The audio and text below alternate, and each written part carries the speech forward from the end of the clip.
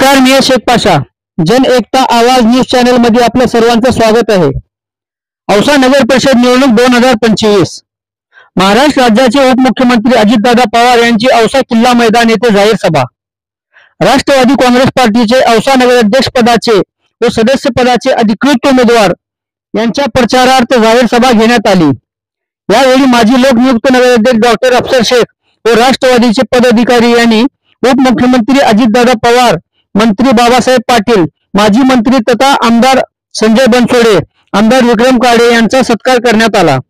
यावेळी मंत्री बाबासाहेब पाटील, माजी मंत्री तथा आमदार संजय बनसोडे, आमदार विक्रम काळे तसेच राष्ट्रवादीचे नेते, पदाधिकारी, कार्यकर्ते, नागरिक मोठ्या संख्येने उपस्थित होते.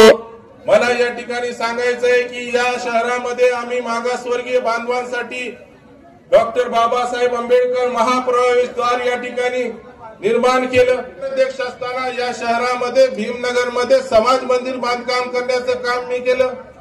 आताची जी उमेदवार आहेत त्यांच्याकडे जरी औषधाचं रहिवासी प्रमाणपत्र असलं तरी माझा या ठिकाणी पुराव्यानिशी मी तुम्हाला सांगू इच्छितो की त्या राहितला आता त्यांचं क्लिनिक सुद्धा लातूरला आहे आणि त्या तिथंच राहतात.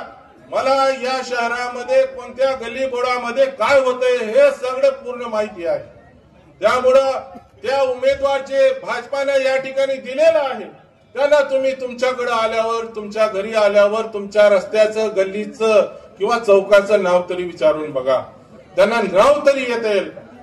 असे जर उमेदवार प्रथम नागरिक मधून या ठिकाणी एखाद्या शहराला लाभत असतील तर या ठिकाणी हे आपल्यासाठी चुकीची गोष्ट आहे. हा उमेदवार आयात केलेला उमेदवार आहे आणि हे उमेदवार या ठिकाणी अजिबात या ठिकाणी औषधाची जनता अजिबात हे खपवून घेणार नाही.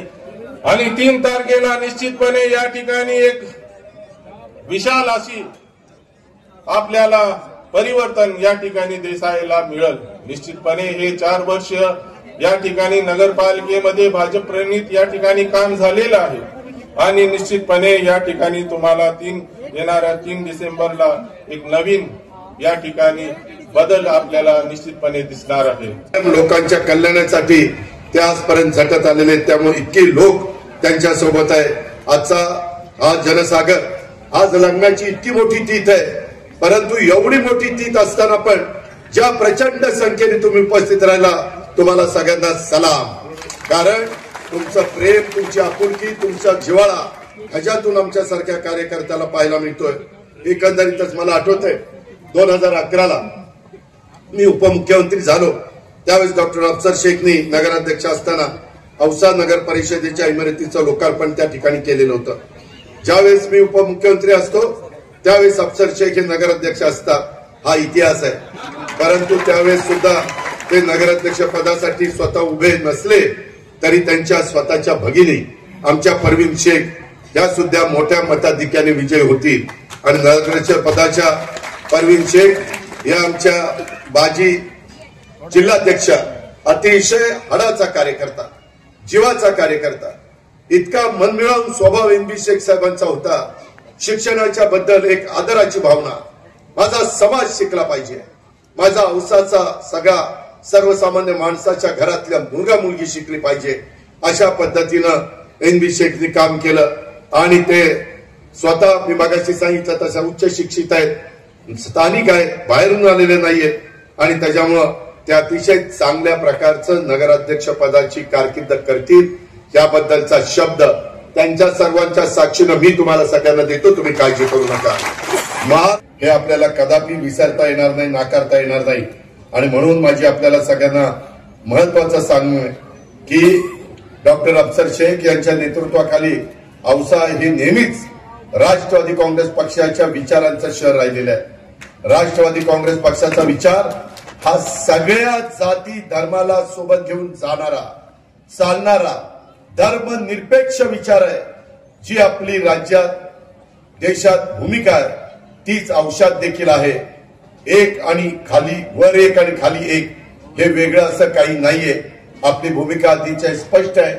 सर्व जाती, सर्व धर्म, सर्व पंथ यांना सोबत घेत सर्व समावेशक विकासावर आपल्याला विश्वास ठेवणारा पक्ष म्हणून राष्ट्रवादी काँग्रेस पक्ष आहे आणि कोणत्याही प्रकारची आमच्यामध्ये ह्याच्यात फाटाफूट होणार नाही, त्याच्यामध्ये कुठल्याही प्रकारची अडचण येणार नाही, हे आपण सगळ्यांनी ध्यानामध्ये घ्यावं। राज्यात आपले महायुती आहे त्याबद्दल दुमत नाही, आणि राज्यामध्ये एनडीए आणि महायुती असली तरी स्थानिक पातळीवर देखील आपल्या आपल्या पक्षाच्या कार्यकर्त्यांना संधी मिळाली पाहिजे।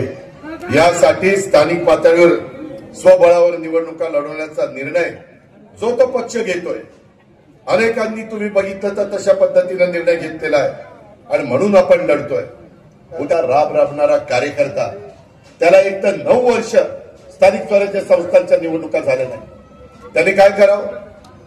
एक 5 वर्षाची टर्म जवळपास निघून गेली, त्याला वाटत नाही त्याच्यातच कार्यकर्ता मोठा होतो, त्याच्यातूनच सामान्य लोकांशी घट्ट नाळ त्या ठिकाणी जोडलेला एक नेता असा कोणत्याही नगर परिषद आज 15-15, 20-20 वर्ष एक हाती सत्ता राखणं हे काही साधी सोपी गोष्ट नाही।